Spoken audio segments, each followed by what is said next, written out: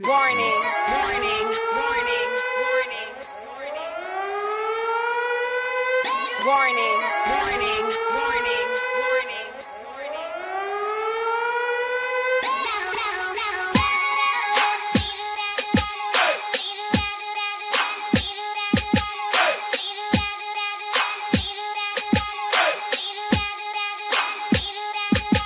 This is a warning.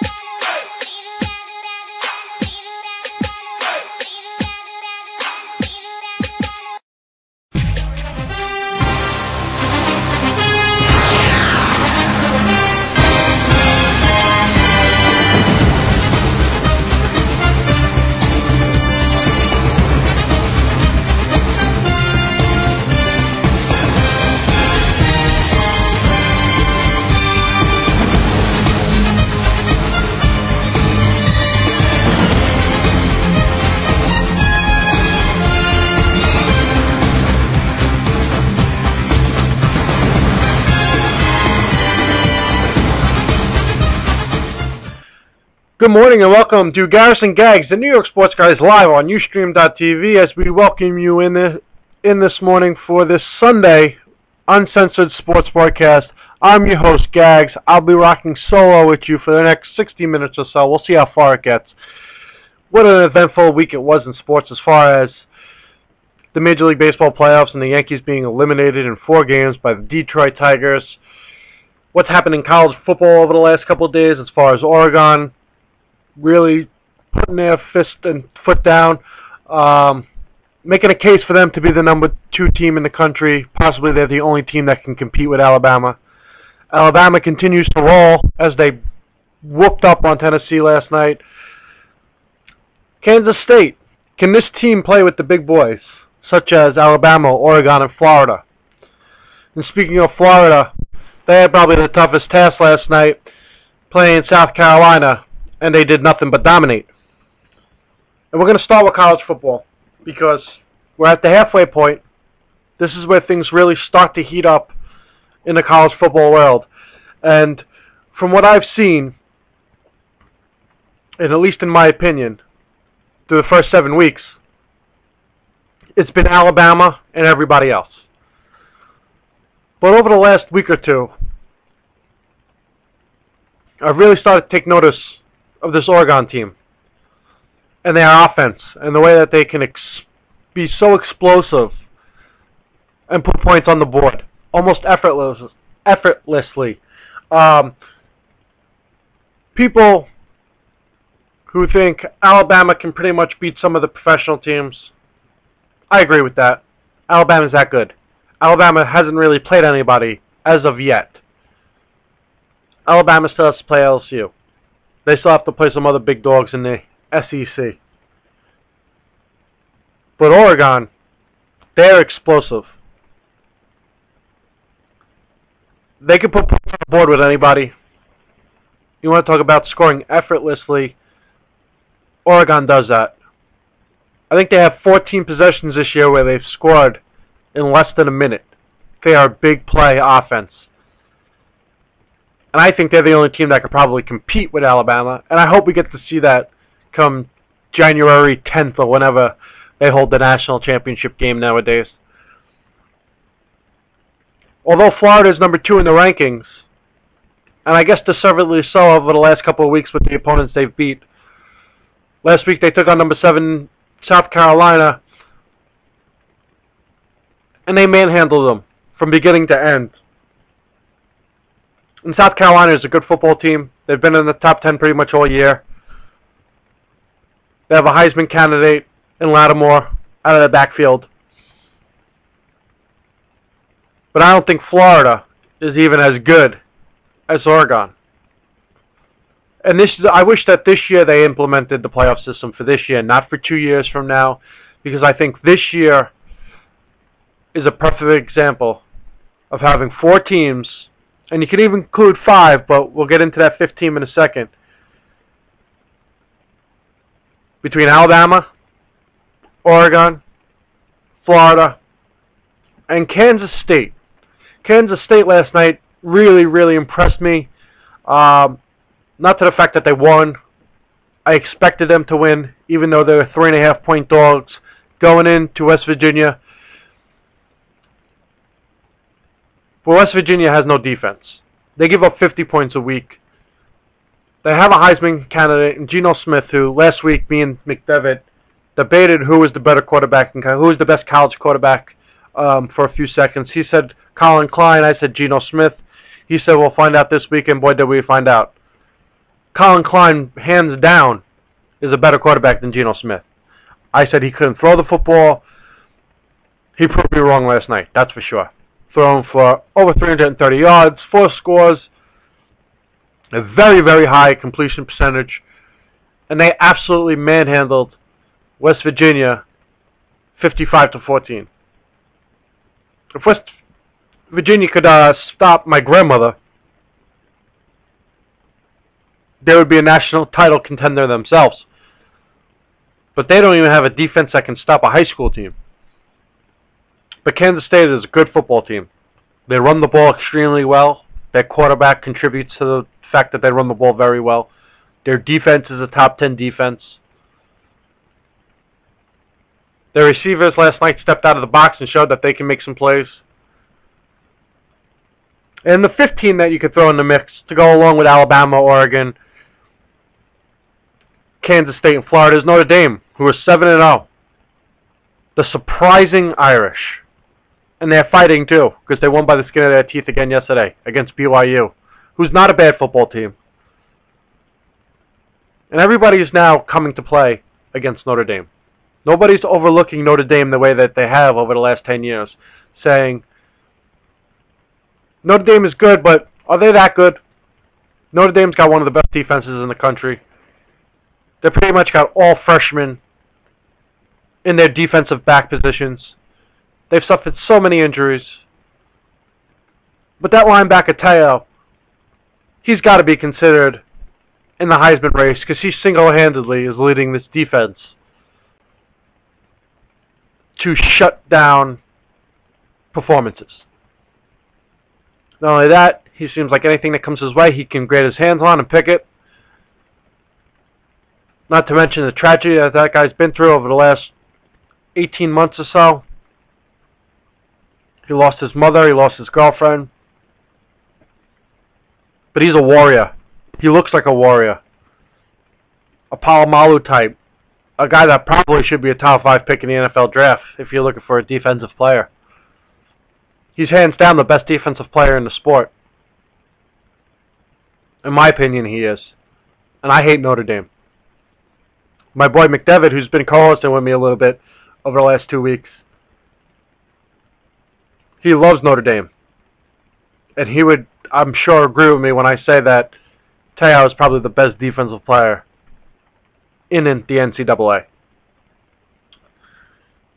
But as far as Notre Dame goes, are they for real? They've played a tough schedule. Some people say they have the toughest schedule from start to finish in the NCAA. Their biggest matchups are still to come, though. They still got to play Oklahoma, who I think could be beat. And if their defense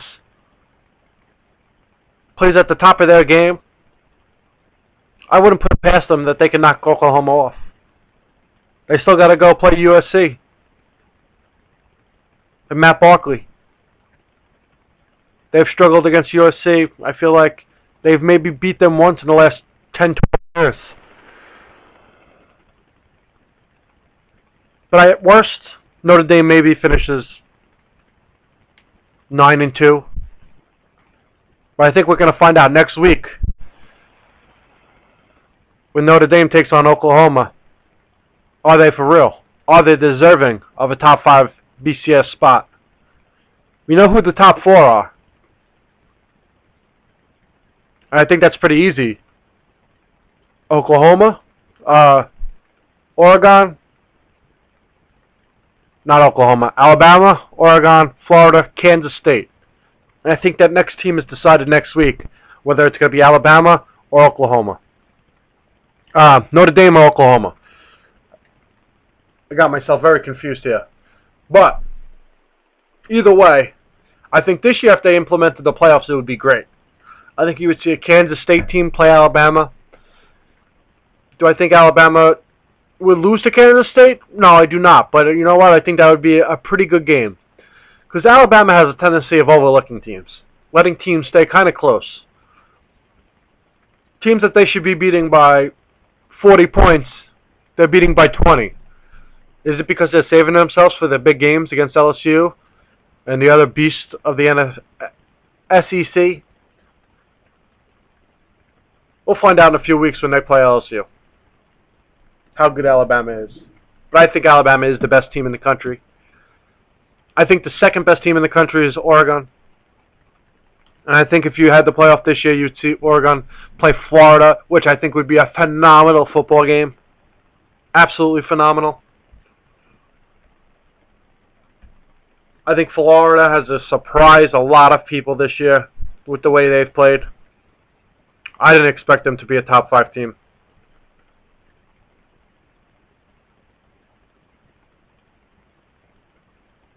But I think at the end of the day, the matchup we all want to see,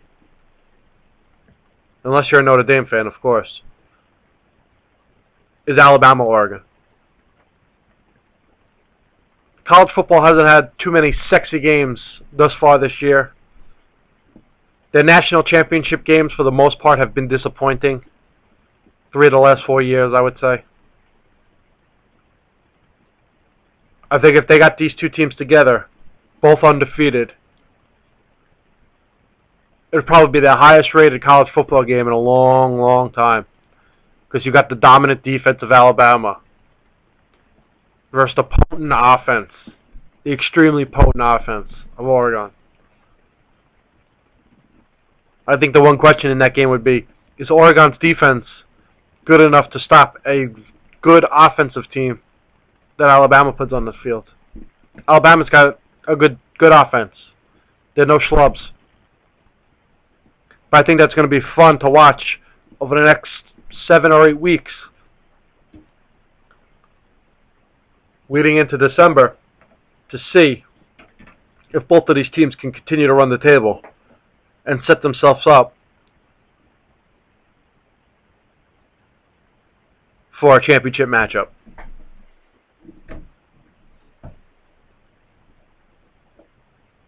Michigan yesterday became the first team in college Division I football to win 900 games. As a Michigan fan, that made me a little bit happy. But the way they did it was quite ugly. Beating Michigan State 12-10. Talk about a boring game. You had one there. Michigan 5-2. The only reason I bring up Michigan is because I root for them. They're not contending for anything this year. Maybe they can compete for a Big 12 title. They're 3-0 in the Big 10. Big 10. Not Big 12. What am I talking about? Anybody who's listening, I just woke up like 40 minutes ago, so I'm still drinking my coffee as I'm on air. But there's a lot of good things happening in college football. This is the time where you really can start to pay attention. You know who the good teams are. You know who the Heisman candidates are. It just, where does it all lead? You know there's going to be a couple upsets in the next couple of weeks that throw this thing in a complete disarray as far as rankings go, BCS standings go, Heisman candidacy goes. So if you're a college football fan, this is probably the best time of your season. These next 3 or 4 weeks coming up. These are the biggest matchups. These are the most important matchups. And at this point, one loss knocks you out of contention completely. Now, let's get into what most people want to hear about. Week 7 NFL football. Here in the New York tri-state area, we have division matchup games. The New York Jets go up to Foxborough at 4 p.m. today on CBS. Both teams are 3-3. But when you look at these 3-3 teams, they're different type of 3-3 teams. New England, who's had a couple of impressive wins, a couple of big blowouts. They put up 50 points. They're a 3-3 that makes you feel pretty good. The New York Jets, on the other hand, are a 3-3 that make you question, that make you concerned. I do understand that their 3 losses, 2 of them have come from some of the best teams in football. That being the Houston Texans and the San Francisco 49ers. But at the same sense, what Jet team shows up today? Is it going to be that dominating offensive line that you saw last week? Or a defense that can get a pass rush like they did last week? Or are you going to see a team that is scared to go play the game similar to the way they did when the San Francisco 49ers came to town? But I will tell you this. The Jets are a better team without Santonio Holmes. I said it from the beginning. I said it last year. I said it back in July when we started this little program. The man was a cancer. Mark Sanchez felt pressure to get him the ball and forced more bad passes to that man than he would if he just went through his reads and found the right guy, which he's done over the last 2 weeks. Even though they did lose to Houston, and Houston looked like they didn't even really try to play that game, you still saw a better performance from Sanchez without Santonio Holmes than you did with him. And last week, it was clearly evident that this team is a better team without Santonio Holmes. Even though last week, the game was controlled by Sean Green, putting up 160 rushing yards on a team that can't stop the rush notoriously. For the last 12 years, even with Peyton Manning, their biggest problem was defense and stopping the rush. But today, they go up to division rival, the New England Patriots, Tom Brady, Bill Belichick, Wes Welker. A team, in my mind, I think they fear. They always feared.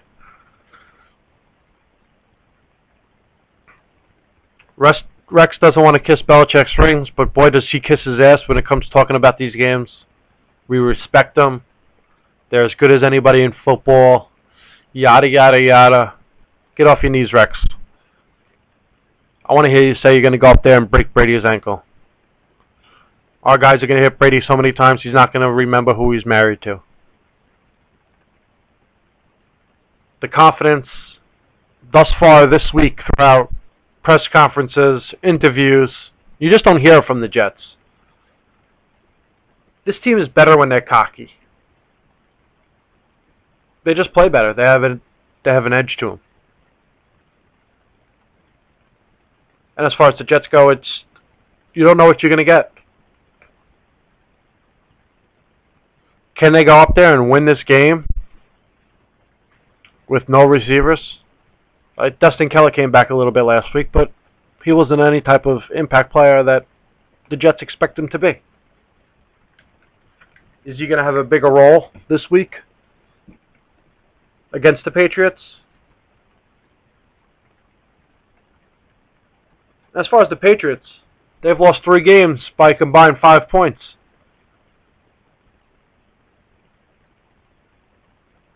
So it's pretty much going to be a game where in the first half, you'll know if the Jets are going to be in this. If the Jets can stay within a field goal through the first half, you got to feel pretty confident that they might be able to keep it close the whole way through. But once New England gets a 2-score lead on this Jets team, it's time to panic. And you know that's what they'll do. I don't expect them to be able to put up 40 points against this New England team. I don't expect them to stay within 20 points of this New England team. The line on this game is 11 points. In a division game where both teams are 3-3. That means Vegas knows something.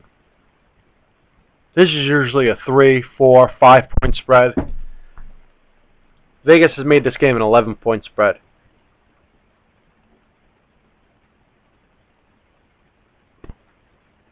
The Jets I think they're in trouble today. If they could win this game, though, it would set them up very, very good for the rest of the way. Because they become 3-0 in the division. They would be in first place pretty much all alone.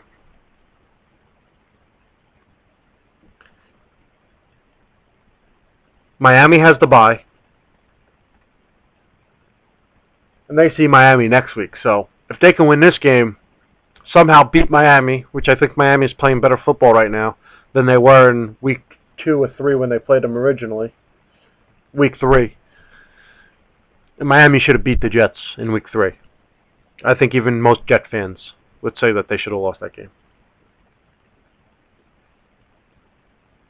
But if they can win this week, beat Miami next week, go 4-0 in the division, 5-3 at the halfway point, as a Jet fan, you feel damn good.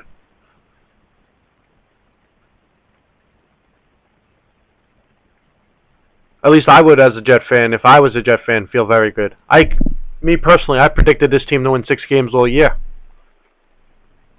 This is one of those games that can propel them to play good football the rest of the year, or it can knock their confidence down so much that it falls apart at the seams.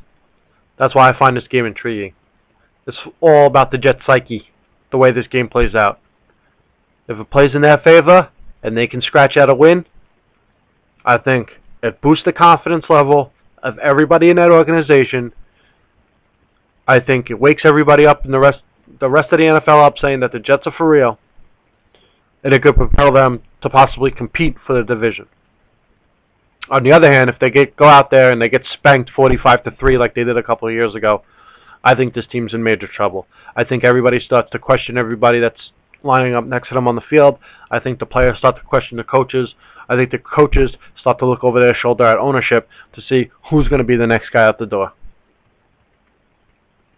I think that's how much impact this game's going to have, the outcome of this game will have.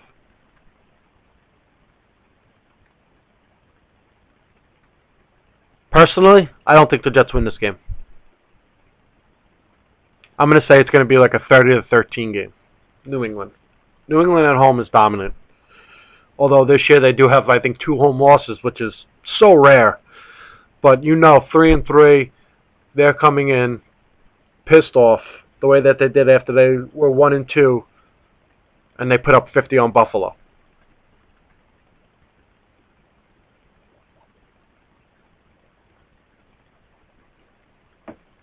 Should be interesting. 4 o'clock CBS. Now, to the other New York football game. That's the New York Football Giants coming off a dominant performance against the San Francisco 49ers in San Francisco. Everybody said San Francisco's the best team in the NFC. The best team in the NFC. That's smash mouth football. Well, let me tell you what. The Giants went into San Francisco and they smashed mouth the 49ers right in the face last week. They turned the ball over. Their pass rush came to play. Their running backs were phenomenal. Eli didn't even have to throw for 200 yards, and they still won the game by 23 points. And I'll tell you what, the Giants didn't even play great football. They didn't. Anybody who thinks that the Giants played great, they played good. They didn't play great. They could have won that game 45-3 instead of 26-3. They missed 3 opportunities inside the 10 to score touchdowns. They had to settle for field goals. The only thing that I could say that played great last week were their safeties and their defensive line. For the first time in 6 weeks, the defensive line came to play. Justin Tuck got pressure. Osi was in there. Rocky Bernard. Big, rolling Rocky Bernard got in there, causing havoc. JPP, his phenomenal self. And hopefully that defensive line can say that they had some fun for the first time this year. And hopefully they bring that to the forefront today against a team who they lost twice last year in the Washington Redskins. And they lost twice to the Washington Redskins without RG3. They lost to RG3 and out, that being Rex Grossman. They have a tough task on their hands today. They have a team who's playing with a lot of confidence. A team with a young rookie who, although he does play that slash quarterback, such as Michael Vick and Donovan McNabb, Dante Culpepper used to, this guy's better. This guy throws with more accuracy. He picks his spots to run better. If you didn't see the highlights last week, he broke off a 70-yard run right up the gut, got to the outside, and if you give this guy some space, he's hard to catch. But the one thing I like about this is that the Giants, they get to play Michael Vick an awful lot. And before that, they got to play Donovan McNabb an awful lot. Sorry, I got a little bit of a hiccup. So they have experience with quarterbacks who like to break outside the pocket, improvise on plays, and kind of create their own situation. But it still comes down to, for the New York Giants, will that defensive line get the pressure up front? If they get pressure, it makes their mediocre cornerbacks look a lot better because a quarterback doesn't have time to make a decision to throw the ball down the field. It's a lot easier to cover a guy for 3 seconds than it is to cover him for 6 or 7 seconds. When the offensive line of the New York Giants last week, they might have been the second most impressive part of the whole game because Eli, I think, was hit like twice the whole game by at least what I thought was the best defensive front in football. And I'll say that I've said that since week 2. I thought San Francisco had the best lineman, linebacker core as a group compared to anybody else in the league. And that includes Houston. With that guy with 9.5 sacks, J.J. Watts.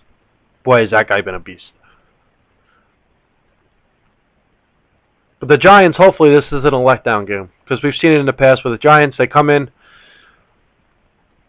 They come in off a big win against a good opponent.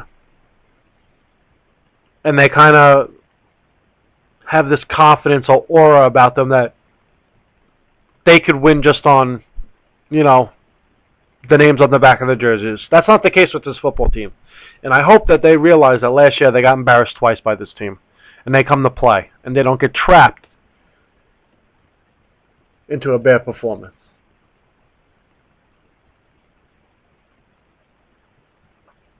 I hope they don't overlook them this week because they got Dallas next week.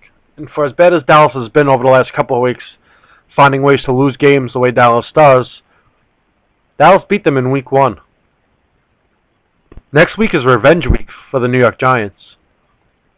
They want to go down to Dallas and beat them up. But this week they got to handle business. And they got to handle RG3. Washington's defense is not very good. They've given up a boatload of points. They've given up more than 30 points 3 or 4 times thus far this year. The Giants have scored 30 or more points 3 or 4 times thus far this year.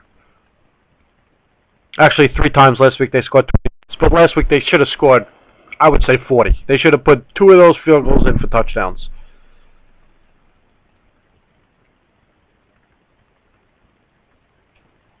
But then again, the New York Giants are notorious for playing at the level of their competition. So we'll see what happens. I think the Giants should win this game. I think the Giants will win this game. I don't think the Giants are blowing anybody out today. I know that the defensive line have given little hints that they're a little bit fearful of Robert Griffin III. OC saying he should be Sir Rob Griffin III. That's a lot of respect for a guy who's played 6 games in this league. You should go out there and show them what a 10-year veteran feels like when you put a licking on them. Once again, this game comes down to, does the defensive line create enough pressure to force Robert Griffin into bad decisions? It's the same thing that they did to Alex Smith last week. Speaking of Alex Smith, boy, does this guy look like he's going back to his old ways. Thursday night, he almost lost them that football game. Anybody who didn't see San Francisco held on to win against Seattle. But boy, San Francisco gave Seattle all the opportunities in the world to win that football game. Seattle, they just couldn't find a way to do anything offensively.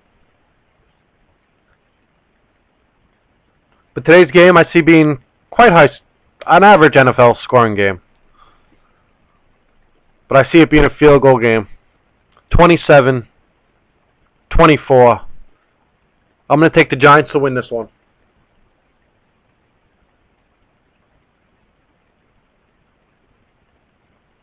Giants are at home. Hopefully, this guy does not get on a roll or a rhythm early. Because you can see in this past few performances, that being RG3, that once this guy gets a little bit of confidence early, if he can get some points on the board early, he's like an avalanche falling down a mountain. He just rolls, and he gets bigger and bigger and bigger and harder to stop. So I think it's early and often the Giants have to put a couple of hits on this guy. They have to get him to second guess his decision making. And I think that could be the key to the Giants' success this week going up against the Washington Redskins. We're going to take a quick break, come back, go over a couple NFL games. Schedule this week is kind of shitty. I ain't going to lie. The only game that really intrigues me outside of the New York games is Baltimore-Houston. We'll get into that in a few. Also, I'm going to spend a few minutes at the end of the show going over the Yankees. Things I think they can do to improve their team, to get them younger. There's so many question marks with that baseball team right now and everything that's going on. But we'll get into that in a few. Garrison Gags, New York Sports Guys, live, Ustream.tv, back after this.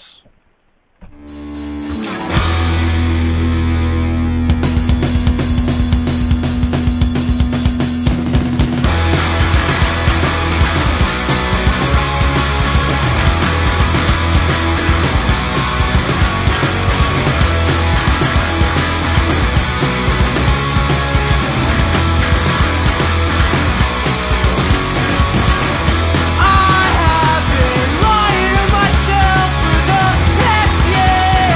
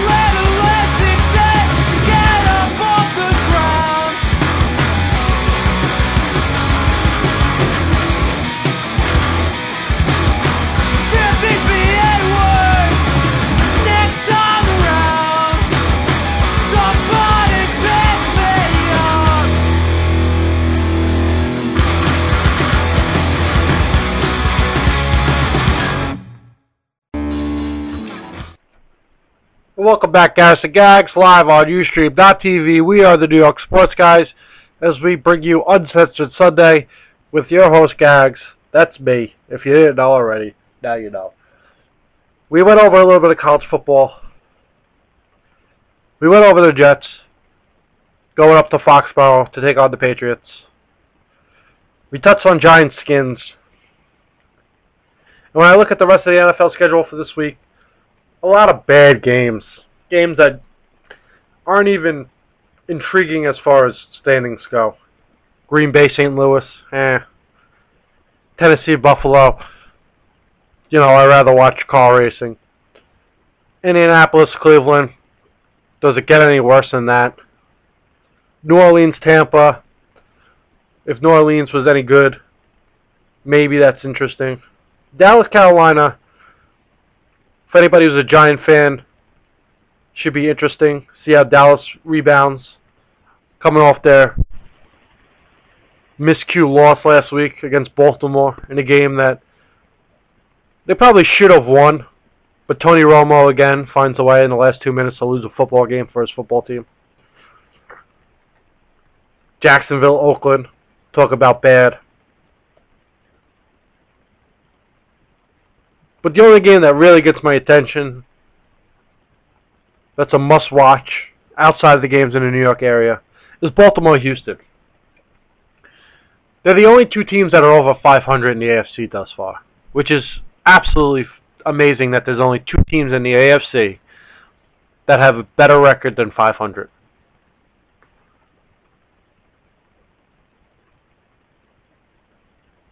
Houston has been very good. Last week, they ran into a hot quarterback in Aaron Rodgers, who seemed to make no mistakes with any decisions he made. And they took a whooping in their own building. And that might have been a wake-up call for that football team, because they've just been playing so good. They've kind of been on cruise control. Baltimore, they're a good football team. But the loss of Ray Lewis is going to have an impact. He's their emotional leader. He's their defensive play caller. He's almost like a coach on the field for that defense. I still expect them to be there in the end. I still expect them to win their division, especially the way Pittsburgh's been playing. They've been playing very, very poor football. But this is a game that's probably going to be the AFC Championship game matchup. It's a preview of the AFC Championship in my mind. You got Houston's high-powered offense against a good Baltimore defense. The Baltimore offense, I'm not going to lie, I expected them to be better than what they've been thus far. And Houston's defense is better than what I expected them to be thus far. And as I mentioned earlier, this J.J. Watts, boy, is this guy a beast. He's on pace to get like 26 sacks to break Strahan's record. I wouldn't be surprised if he gets it. Even if he's not getting to the quarterback, he's disrupting plays. Teams are running the ball away from this guy. He's that much of a force on that defensive line for Houston. But Baltimore, I think their key today is possession, ball control, game management, get Ray Rice involved early and often, which it seems like Baltimore has tried to become a vertical team, putting the ball in the air a lot more than they have in the past. And I understand that they have more faith in Joe Flacco now than they've ever had in his first 3 or 4 years in the league. But you want to talk about a ground and pound football team that Rex Ryan likes to talk about with the Jets. Baltimore, in my opinion, are at their best when they're grounded and pounded. And they got one of the best running backs to do it in Ray Rice. Houston, on the other hand, they're a balanced offense. They've got a ton of weapons. Adrian Foster's top 5 running back in this league. Andre Johnson, top 5 receiver in this league. Owen Daniels, above average tight ends. They got plenty of guys to get the football to. But will Baltimore be able to stop all those weapons without their leader in Ray Lewis?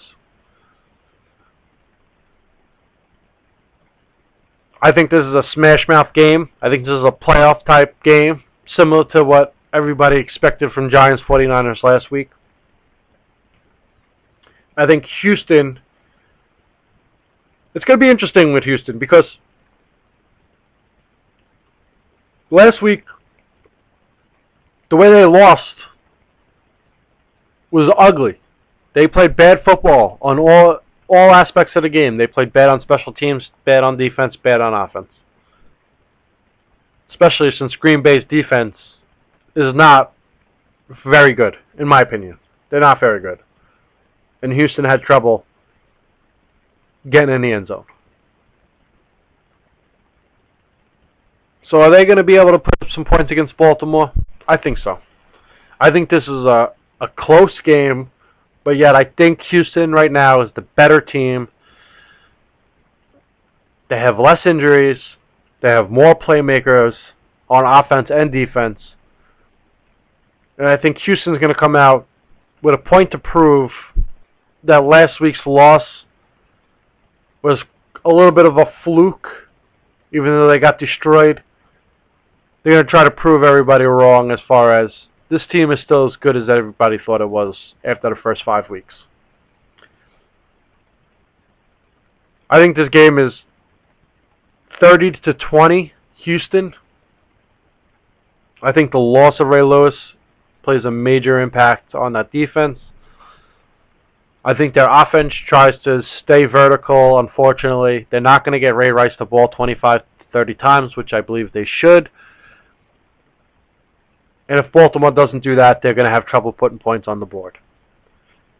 And don't forget, the more that Baltimore tries to drop back and pass, that's the more chances J.J. Watt has a chance to get to the quarterback and do some damage.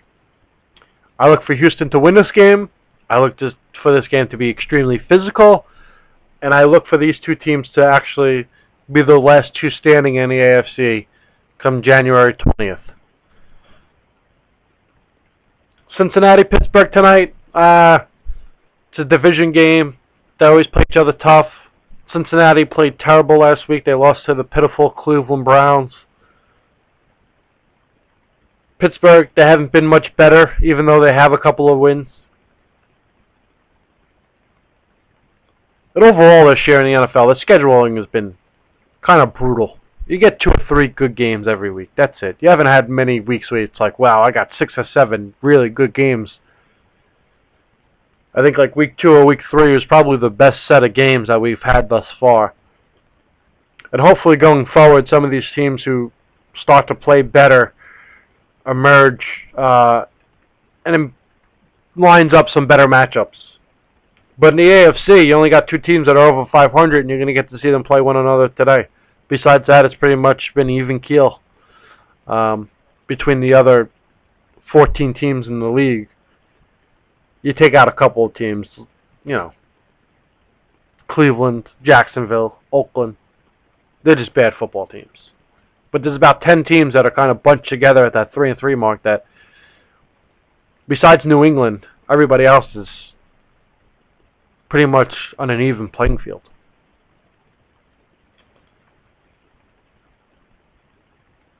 Last couple minutes, I'm going to turn away from football and I'm going to go into baseball. As the Detroit Tigers are on their way to their second World Series in the last 6 years, and St. Louis looks to get back there for a second time to defend their title. But the big story in the major leagues this week was the New York Yankees and their pitiful offense performance throughout the whole season. They barely got by Baltimore. In my opinion, they probably shouldn't have gotten by Baltimore the way they played. CeCe bailed them out in Game 5. But I said 2 weeks ago when I was on the air with Garris, the last show that he did with me, if the Yankees have to go to a Game 5 against Baltimore and waste a bullet that was in the chamber in CC Sabathia, they would have a hard time beating Detroit. And boy, did they do. Boy, did they did. Boy, did they have that hard time.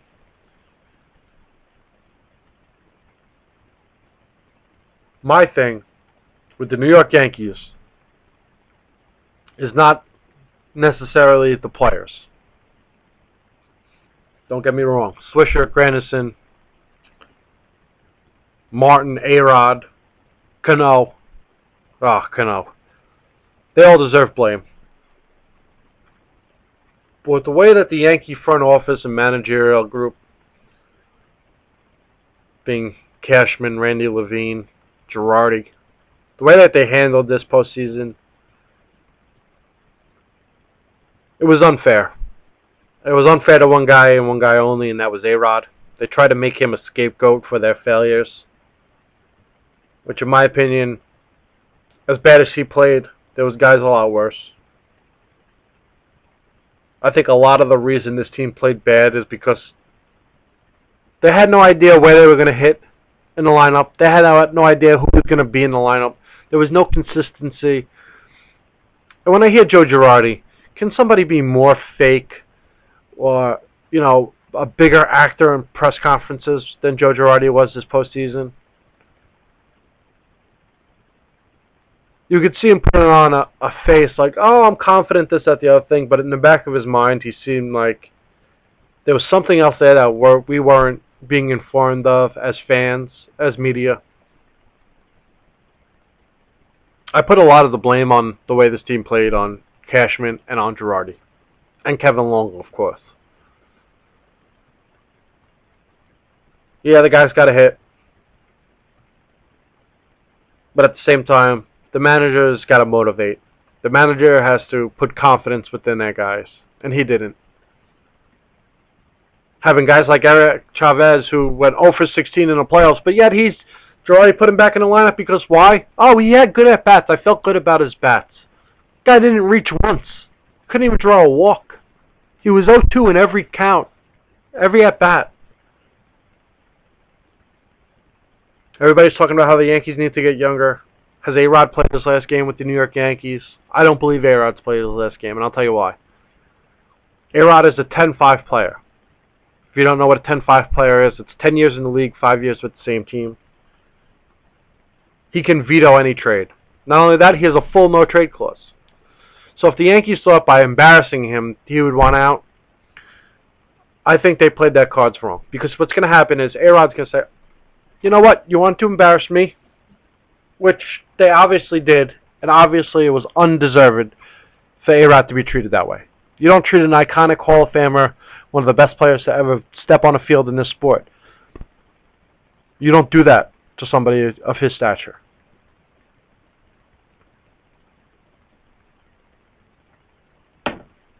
And the reason I say that is because A-Rod, after Jeter went out with his injury, and I'm sure that had a lot to do with their poor performances the rest of the way through the series. But, with that said, A-Rod is the next longest tenured guy in that lineup. He had a chance to step up and be the leader.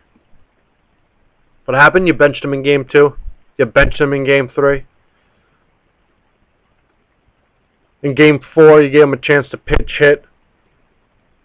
With all that said, though, A-Rod doesn't have to go anywhere.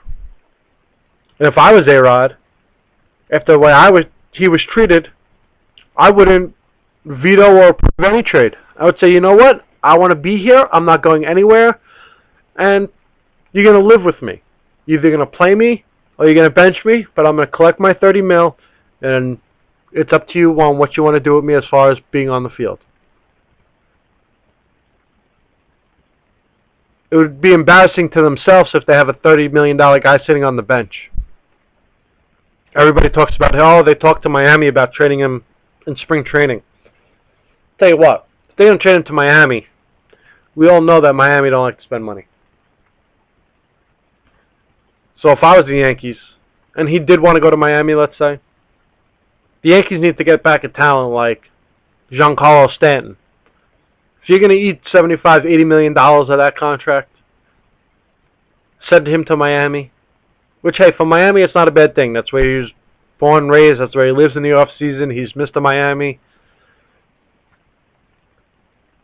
He'll probably break the home run record there, so he does have value to the Miami franchise as far as dollar signs, getting people in the seats. But I would want Stanton in return. A-Rod for Stanton and the Yankees eat $75-80 million. Because Stanton right now, if he hit the open market, he's probably worth $15 million a year. He's still in the control for another 5 years before he's free agent eligible. So you're going to pay him $600,000-$700,000. That's nothing. So the money that you're eating for A-Rod, really, you got to take that and say, well, that's the money we're really paying for Giancarlo Stanton, who, if he stays healthy, is a 35 home run guy. He's 22 years old. He's a beast. He plays left field. You need to get younger in the outfield because I don't see any of these guys who are in the outfield coming back next year. And that means Granderson. That means Switcher. Ichiro, I would take back on a one-year deal, $6-7 million. Hopefully he would accept that. But if not, he's going to be gone as well. Brett Gardner, is he a starting outfielder in the major leagues? Probably not. So I'll try to get Stanton back, put him in left field. My next move, if I was the New York Yankees, to get this team younger, get this team faster, get this team more ready to build towards the future, I'd pick up the option for Granderson at $13 million. I would take Granderson and Ivan Nova, who they have obviously have no confidence in whatsoever, and they have a wealth of pitching in that organization. I would take Granderson, Ivan Nova, package him, maybe with a minor leaguer as well, send them out to Arizona, and get Justin Upton in return. You put Justin Upton in center field, you put Giancarlo Stanton in left field, and you put Ichiro, if he does come back, in right field, and you have yourself a nice, solid outfield that has a little bit of power, that has a little bit of speed, a little bit of youth outside of Ichiro. And if you want to keep Gardner, you keep him on the bench. He's a fourth outfielder. He's a speed guy. He's a defensive replacement for Stanton in later in games if you want to cover more ground in the outfield. Stanton could take A-Rod's spot in the lineup, hit third. He'd give you those 30 home runs, those 100 RBIs that you would lose out on. I think Justin Upton would give you the same thing that Curtis Granderson gives you, but he's 5 years younger. He's faster. He's not going to hit 40 home runs the way that Granderson does in that stadium, but he's good for 25 to 30 home runs. And I think the Yankees have to get away from these sluggers with low on base, high strikeout ratios. They need to go to a more balanced offensive attack. When I say balanced offensive attack, most guys are going to hit home runs in that stadium. You need guys that are going to hit 20, 25 home runs tops, on base about 40% of the time, and the rest of the guys can be Jeter types where they can live on base hits, hit close to 300. If they had a team of a bunch of guys who hit between 280 and 295 and hit you 20 home runs, that was what the teams in the late 90s were. There was years where that team didn't have an all-star, but yet they won the World Series every year. Their pitching staff, I'm fine with. CC is a top 5 pitcher in the game. Does Pettit come back? That's a big if. Phil Hughes, I can live with Phil Hughes in the rotation. Michael Pineda will be back. I think a lot of guys forgot about Michael Pineda. Hoki Kuroda, I don't know if the Yankees are going to bring him back. He was on a one-year, $10 million deal. He pitched better than I think a lot of people expected. He's probably going to look to get a multi-year deal. Even though he is going to be 39 years old, he's going to look for a multi-year deal upwards of $12 to $13 million a year. If the Yankees can bring him back on a one-year deal at $10 million again, I think they would love to. But I think with Scott Boras being the agent for Kuroda, they're going to try to shop around, get this guy some big money. He pitched phenomenal in the postseason. So let's say Kuroda is gone. And Pettit comes back. You have CC, Pettit, Phil Hughes, Michael Pineda, and the fifth starter to be determined. If they don't trade Nova, they can put Nova in the fifth slot. If not, they have a bunch of kids in the minor leagues. I know Betanzas and Venezuelas have had shoulder injuries. They didn't pitch this year, but you know what? You got to wonder, how long did they have those shoulder injuries for? I think Venezuelas actually has to have Tommy John, so he won't be even available next year. But the Yankees have a lot of kids in their minor league systems that can compete for that fifth spot. Hey, even if not, the performances you saw later in the year from a guy like Phelps, maybe you put him into the rotation as a fifth starter to start the year. You know the Yankees are going to make a move at some point. They're going to try to improve their team at some point. I mean, last year they went and got Ichiro. Their bullpen, they got a bunch of guys who are going to be here. Robinson's not going anywhere. Job is not going anywhere. Soriano's going to opt out. Try to get himself a big deal and become a full-time closer somewhere. And he deserves that, the way he pitched this year. Rivera will be back. Cody Epley will be back. Unfortunately, Boone Logan will probably be back. So the pitching staff is just a couple of little tweaks that need to be, or holes that are going to need to be filled, whether people opt out of contracts or decide to test free agent and want too much money. But offensively, the Yankees have to do is they have to find a catcher of the future. They are loaded with catchers in their minor league system. Absolutely loaded. Is Austin Romine ready to become a major league full-time catcher? Can he hit enough? Gary Sanchez, who's 19, going to be 20 years old, is probably the best prospect in baseball. Right now, I actually wish that they still had Jesus Montero, but that's another story for another day. But the Yankees, they have a lot of flexibility with things they can do to improve this team. Get them younger. Make them a little bit more productive as far as offensive goes. But I don't want to see A-Rod go. In all honesty, I do not want to see A-Rod go. If he does, and they don't get Giancarlo Stanton back in return, it's a loss. The deal for Granderson and Nova for Justin Upton, in my mind, makes sense. Granderson's going to want a huge contract anyway.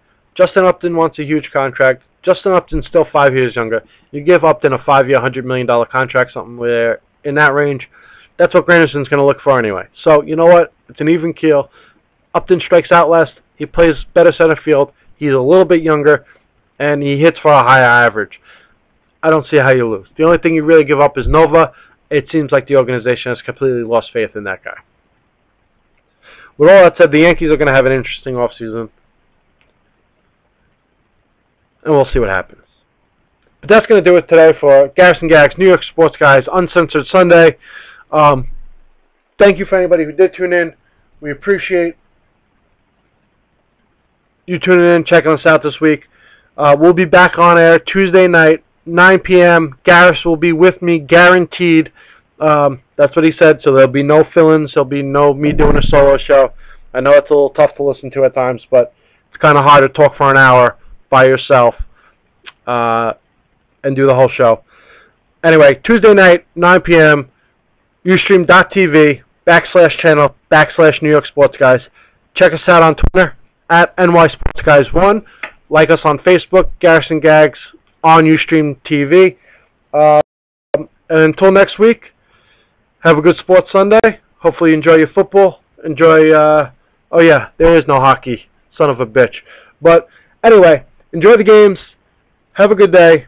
Don't drink and drive. Until next time, Garrison Gags, New York Sports Guys. Good day, everybody.